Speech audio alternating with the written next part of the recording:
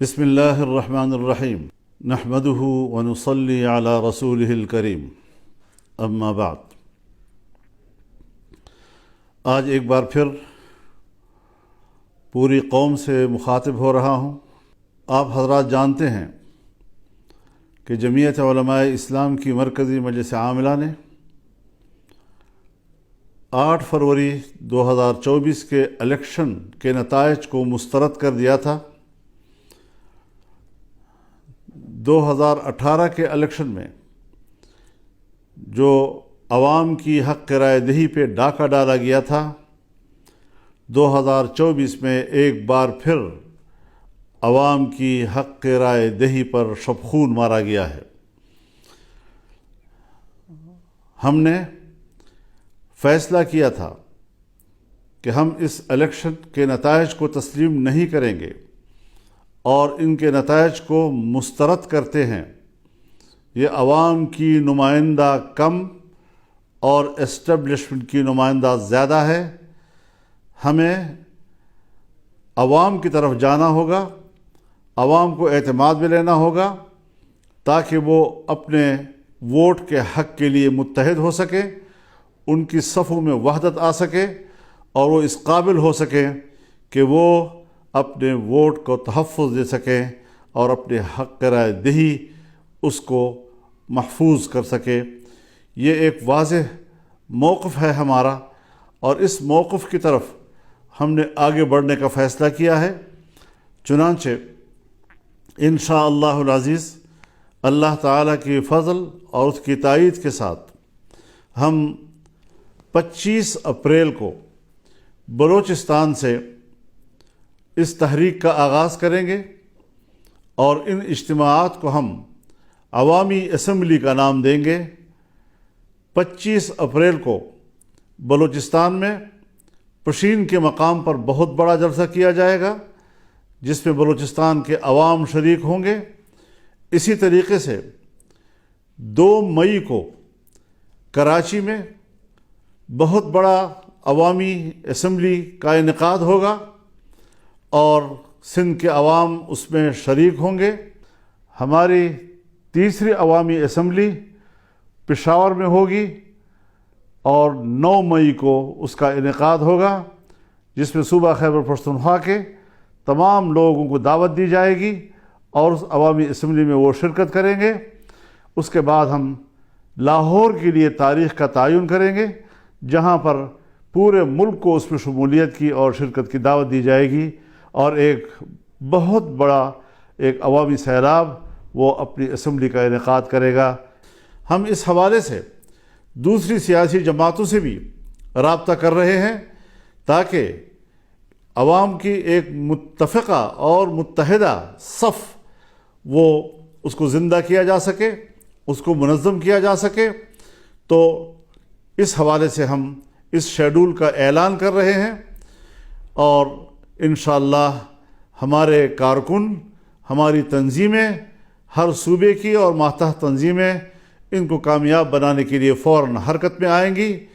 کیا مسئلہ ہے آخر کہ جہاں الیکشن کمیشن بے بس رہا ہے اور اس کو ایک نتیجہ بھی مرتب کرنے کی اجازت نہیں ہے اور اداروں کی طرف سے جو نتائج بھیجے جاتے ہیں، آج الیکشن کمیشن میں کوئی دم خم ہی نہیں رہ گیا ہے۔ ہماری سول بیوروکریسی اس میں تو جو مداخلت ہو رہی ہے اور جو ان کے آئینی اور قانونی اختیارات ہیں اس میں بھی خفیہ ادارے اور ایجنسیاں مداخلت کر رہی ہیں جس میں احتجاج کرنے کا کوئی دم خم ہی نہیں رہا ہے۔ پہلی مرتبہ آج ہائی کورٹ کے ججز نے یہ آواز بلند کی ہے کہ ہمارے معاملات میں بھی مداخلت کی جا رہی ہے، ہمیں دھونس اور دھمکیوں سے ڈرایا جا رہا ہے اور اس پریشر میں ہم لوگوں کو انصاف نہیں دے سکتے۔ اس حوالے سے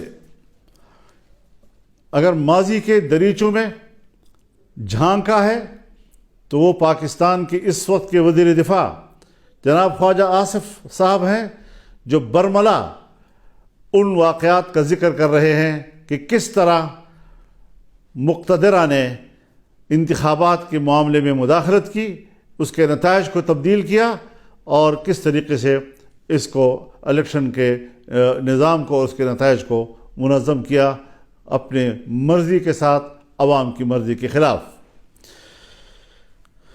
ظاہر ہے اس سارے صورتحال سے جمعیت علماء اسلام کے موقف کو تائید بھی مل رہی ہے اور تقویت بھی مل رہی ہے۔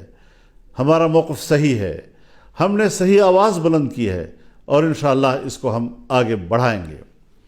میں ایک دوسرا اعلان بھی اپنی مرکزی مجلس عاملہ کے اراکین کے مشاورت کے ساتھ، اکثر دوستوں نے ہمیں یہی مشورہ دیا ہے کہ جو ضمنی الیکشن کا شیڈول آیا ہے، اس ضمنی الیکشن کا بائیکاٹ کیا جائے گا۔ جمعیت علماء اسلام کا کوئی رکن ضمنی الیکشن میں حصہ نہیں لے گا، اور اس حوالے سے یہ بات واضح رہے کہ ہم ضمنی الیکشن چونکہ اسی الیکشن کا تسلسل ہے، اور ہمیں پچھلے نتائج پر اعتماد نہیں، ہم کس طرح سے ضمنی حلقوں میں کوئی انصاف کی توقع رکھ سکتے ہیں۔ ہم پھر ایک بار مقتدرہ کا کھیل کا نشانہ بنیں گے، اور اس طریقے سے عوام کی حق رائے دہی کے ساتھ کھلواڑ کیا جائے گا۔ یہ بات کسی قدر ہمیں قابل قبول نہیں۔ انشاءاللہ العزیز رمضان المبارک کے بعد تحریک چلے گی، فیصلے اب ایوان میں نہیں میدان میں ہوں گے۔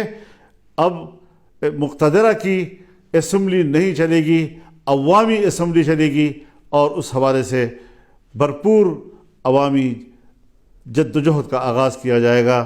ہم اللہ سے مدد کی درخواست کرتے ہیں، دعا کرتے ہیں کہ اللہ تعالی ہمیں اس مقصد میں کامیابیاں عطا کریں، اور پاکستان کو ایک پرامن اور ایک اسلامی فلاحی ریاست کی صورت میں ہمیں دکھائے۔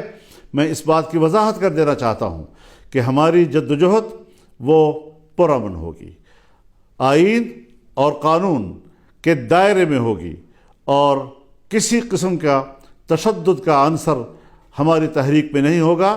عوام کو حق پہنچتا ہے کہ وہ ملک میں احتجاج کریں اور اپنی رائے سے دنیا کو آگاہ کریں۔